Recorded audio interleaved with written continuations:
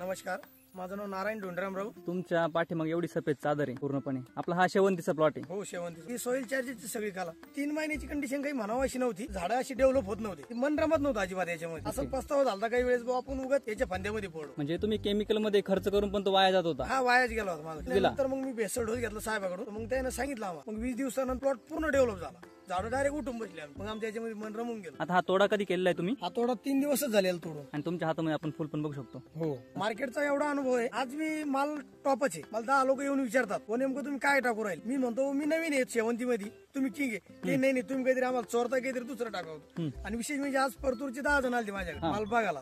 ते म्हणे शेवंती कुठली आहे? म्हणलं आपली घरची आहे. ते तुम्ही लावू शकत नाही. म्हणलं नाही, लावली. ते तुमची जमीन कशी आहे? म्हणलं काळीची. ते म्हणजे तुम्ही आम्हाला पूर्ण 100% खोटं बोलता म्हणे. मग त्यांचं म्हणणं असं आहे काळी मातीमध्ये डेव्हलप एवढी होऊच शकत नाही. विशेष म्हणजे एवढा पांढरा शुभ्र दूध माल निघूच शकत नाही. ते अशा वातावरणात शक्यच नाही. सूर्यप्रकाश यंदा म्हणावा असं सूर्यप्रकाशच नाही. लोकांचे 10 रुपये गेला, माझा 30 रुपये जाणार. म्हणजे प्रति किलो मागे तुम्हाला 20 रुपये वाढून 20 रुपयाचा आडूनच भेटतं. ते बरोबर बसून आरामशीर बसून बी उभा राहून बी विकला तर 20 रुपये जाणार.